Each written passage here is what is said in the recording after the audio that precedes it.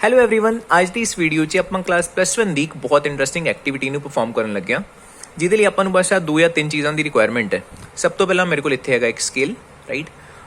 ਤੁਸੀਂ ਕਲੀਅਰਲੀ ਇੱਥੇ ਦੇਖ ਸਕਦੇ ਹੋ ਮਾਰਕਿੰਗਸ ਜਿਹੜੀਆਂ ਲੱਗੀਆਂ ਨੇ ਇੰਚਸ ਦੇ ਵਿੱਚ ਨੇ। ਸੋ 0 ਇੰਚਸ, 1 ਇੰਚਸ, 2 ਇੰਚਸ, ਸੋਨ 12 ਇੰਚਸ ਤੱਕ ਆ ਮਾਰਕਿੰਗਸ ਨੇ। ਦੈਟ ਮੀਨਸ ਟੋਟਲ ਜਿਹੜੀ ਸਕੇਲ ਦੀ ਲੈਂਥ ਹੈਗੀ ਹੈ ਦੈਟ ਇਜ਼ 13 ਇੰਚਸ ਹੈ। 13 ਇੰਚਸ ਦਾ ਮਤਲਬ ਇਹਦਾ ਸੈਂਟਰ ਕਿੱਥੇ ਹੋਊਗਾ, ਇੱਕਦਮ ਹਾਫ ਕਿੱਥੇ ਹੋਊਗਾ, 6.5 ਇੰਚਸ ਦੇ ਅਰਾਊਂਡ ਹੈ ਨਾ। Other than that I am using these erasers. ਚਾਰ ਮੇਰੇ ਕੋਲ ਇਰੇਜ਼ਰਸ ਨੇ।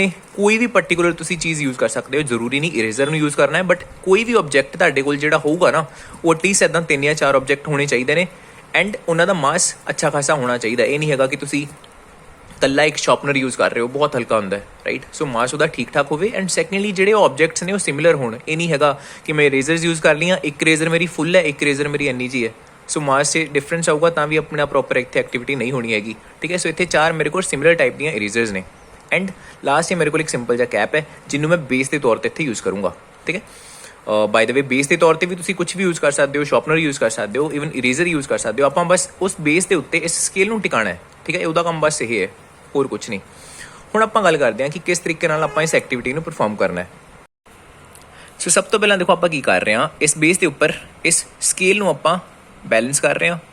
ਆਪਾਂ ਨੂੰ ਪਤਾ ਕਿ ਟੋਟਲ ਜਿਹੜੀ ਲੈਂਥ ਹੈਗੀ ਇਸ scale the that is 13 inches.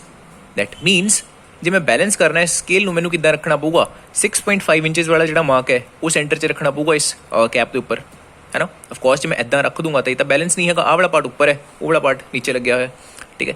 ਸੋ ਮੈਂ ਇਸ ਸਕੇਲ ਨੂੰ ਕੁਝ ਇਸ ਤਰੀਕੇ ਨਾਲ ਇਸ ਕੈਪ ਦੇ ਉੱਪਰ ਇੱਥੇ ਰੱਖਤਾ ਐਂਡ ਹੁਣ ਇਹਦੇ ਉੱਪਰ ਮੈਂ ਇਹਨਾਂ ਇਰੇਜ਼ਰਸ ਨੂੰ ਪਲੇਸ ਕਰਨ ਲੱਗਾ। ਦੇਖੋ ਕਿੱਦਾਂ, ਲੈਟ ਸਪੋਜ਼ ਆਹ ਵਾਲੀ ਇੱਕ ਇਰੇਜ਼ਰ ਹੈ, ਇਹਨੂੰ ਮੈਂ ਐਗਜ਼ੈਕਟਲੀ ਇਸ ਇਰੇਜ਼ਰ ਦੇ ਸੈਂਟਰ ਨੂੰ 1 ਇੰਚਸ ਵਾਲੇ ਮਾਰਕ 'ਤੇ ਰੱਖਤਾ, ਉਹ ਵਾਲਾ ਪਾਰਟ ਉੱਪਰ ਉੱਠ ਗਿਆ, ਹੈ ਨਾ। ਐਂਡ ਇੱਥੇ ਲੈਟ ਸਪੋਜ਼ ਜਿਹੜਾ 9 ਇੰਚਸ ਵਾਲਾ ਮਾਰਕ ਹੈ ਮੈਂ ਇੱਥੇ ਇਸ ਇਰੇਜ਼ਰ ਨੂੰ ਰੱਖਤਾ, ਲੇਕਿਨ ਸਟਿਲ ਆਹ ਵਾਲਾ ਪਾਰਟ ਨੀਚੇ ਨਹੀਂ ਗਿਆ ਹੈਗਾ।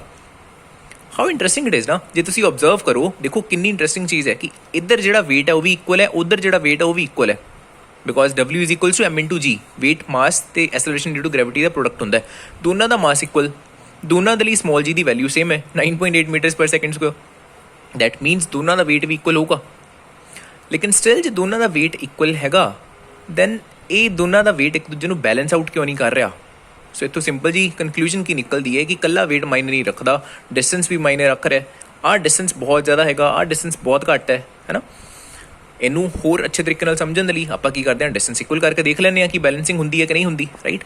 ਸੋ ਜਿਵੇਂ ਆਹ 1 ਇੰਚਸ ਵਾਲਾ ਮਾਰਕ ਹੈ, 1 ਇੰਚਸ 6.5 ਤੋਂ ਕਿੰਨੀ ਦੂਰ ਹੈ, ਦੈਟ ਇਜ਼ 5.5 ਇੰਚਸ।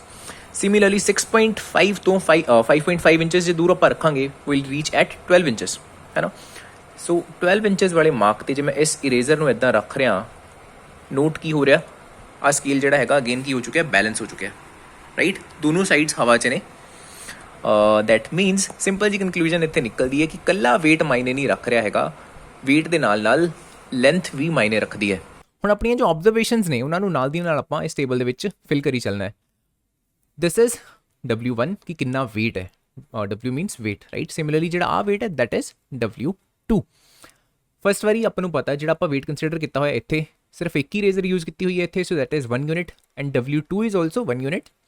ਜਿਹੜਾ ਵੇਟ 1 ਹੈ ਉਹ ਸੈਂਟਰ ਤੋਂ ਕਿੰਨੀ ਦੂਰ ਹੈ, ਇਹ ਲੈਂਥ ਕਿੰਨੀ ਸੀਗੀ ਆਪਣੀ 5.5, ਸੋ ਇਹ ਵੀ 5.5 ਇੰਚਸ ਹੋਗੀ ਐਂਡ ਸਿਮਿਲਰਲੀ ਇੱਧਰ ਵਾਲੀ ਲੈਂਥ ਵੀ ਆਪਾਂ ਕਿੰਨੀ ਕੰਸੀਡਰ ਕੀਤੀ ਹੋਈ ਹੈ ਹਲੇ 5.5, ਹੈ ਨਾ। ਸੋ ਫਸਟ ਆਬਜ਼ਰਵੇਸ਼ਨ ਦੀਆਂ ਆਹ ਵੈਲਿਊਜ਼ ਆਪਾਂ ਇੱਥੇ ਟੇਬਲ 'ਚ ਪਹਿਲਾਂ ਫਿਲ ਕਰਤੀਆਂ। ਹੁਣ ਆਪਾਂ ਕੀ ਕਰ ਰਹੇ ਹਾਂ, ਇੱਕ ਹੋਰ ਇਰੇਜ਼ਰ ਯੂਜ਼ ਕੀਤੀ।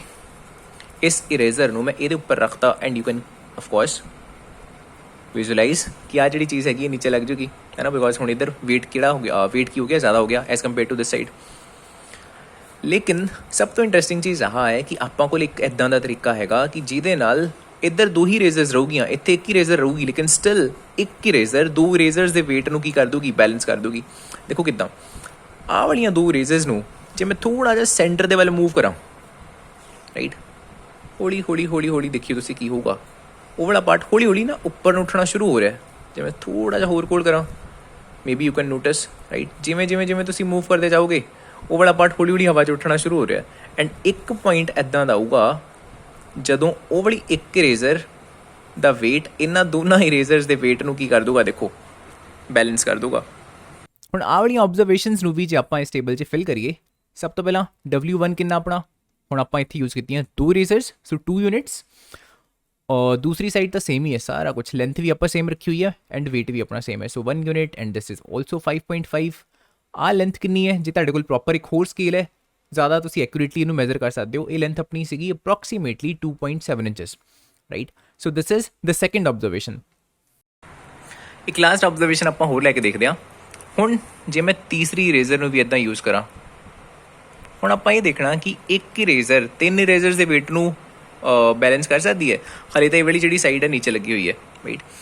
अगेन बिकॉज ये वाला जो वेट है हाली डोमीनेट कर रहा है, डोमीनेशन यदि घट करने के लिए सेंटर तेनों थोड़ा जा कूल कर दें एंड लेट्स सी कि एक इरेजर का वेट 3 के वेट को बैलेंस कर सकता कि ज़्यादा हो जाऊगा।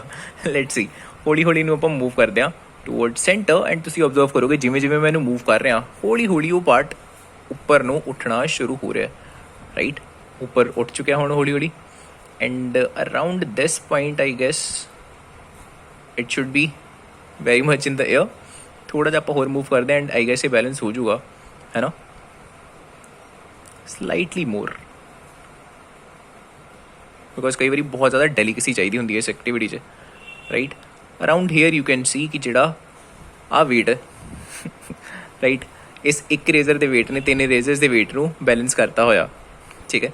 ਹੁਣ ਅਗੇਨ ਜੇ ਤੁਸੀਂ ਆਬਜ਼ਰਵੇਸ਼ਨ ਕੰਸੀਡਰ ਕਰਨੀ ਹੈ, ਆ ਲੈਂਥ ਕਿੰਨੀ ਹੈ, ਇਹਨੂੰ ਜੇ ਤੁਸੀਂ ਮੈਜ਼ਰ ਕਰੋਗੇ ਇਟ ਇਜ਼ ਅਪਰੋਕਸੀਮੇਟਲੀ 2 ਇੰਚਸ ਤੋਂ ਥੋੜੀ ਜਿਹੀ ਘੱਟ ਹੈ। ਅਗੇਨ ਇੱਕ ਹੋਰ ਸਕੇਲ ਲਓ, ਇਹਦੇ ਸੈਂਟਰ ਤੋਂ ਆ ਜਿਹੜਾ 6.5 ਵਾਲਾ ਮਾਰਕ ਹੈ ਉਹਦਾ ਡਿਸਟੈਂਸ ਪ੍ਰੋਪਰਲੀ ਮੈਜ਼ਰ ਕਰ ਲਿਓ and it will come out to be, ਜੇ ਮੈਂ ਆਪਣੇ ਕੇਸ ਦੀ ਗੱਲ ਕਰਾਂ, ਇਟ ਇਜ਼ ਅਰਾਊਂਡ 1.8 ਇੰਚਸ, ਠੀਕ ਹੈ। ਹੁਣ ਇਹ ਆਬਜ਼ਰਵੇਸ਼ਨਸ ਨੂੰ ਵੀ ਆਪਾਂ ਨੋਟ ਡਾਊਨ ਕਰਦੇ ਹਾਂ ਟੇਬਲ 'ਚ।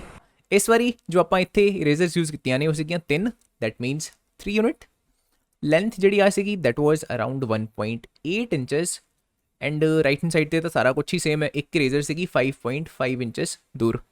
ਹੁਣ ਜਿਹੜੀਆਂ ਆਪਾਂ ਕੋਲ ਆਬਜ਼ਰਵੇਸ਼ਨਸ ਆਈਆਂ ਨਾ, ਇਹਨਾਂ ਨੂੰ ਜੇ ਤੁਸੀਂ ਧਿਆਨ ਨਾਲ ਆਬਜ਼ਰਵ ਕਰੋਗੇ ਨਾ, you will see that W1 L1 the product always equal ਆ ਰਿਹਾ W2 L2 ਦੇ। ਪਹਿਲੇ ਕੇਸ 'ਚ ਤਾਂ ਸਿੱਧਾ ਹੀ ਦਿਖ ਰਿਹਾ 1 × 5.5 5.5, ਇੱਧਰ ਵੀ 1 × 5.5 5.5, ਰਾਈਟ।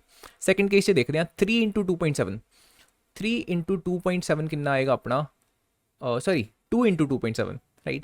2 × 2.7 अपना बन जाएगा 2 7 14 एंड 5.4।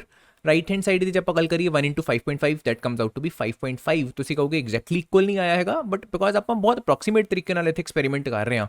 सही मायने च देखा जाए जो बेस है इन्ना चौड़ा नहीं होना चाहिए, it should be very very pointy, इदा होना चाहिए ट्रायंगुलर, ये ऊपर ही टिका होना चाहिए, right. But still it is approximately equal, right. Third case आप देखते हैं कि आप को आंदा W1 L1 that is 3 × 1.8, so 3 8s are 24, that comes out to be 5.4 again and 1 × 5.5 इधर जब आप देखिए ये आ रहा है अपना अगेन 5.5, अगेन ऑलमोस्ट इक्वल।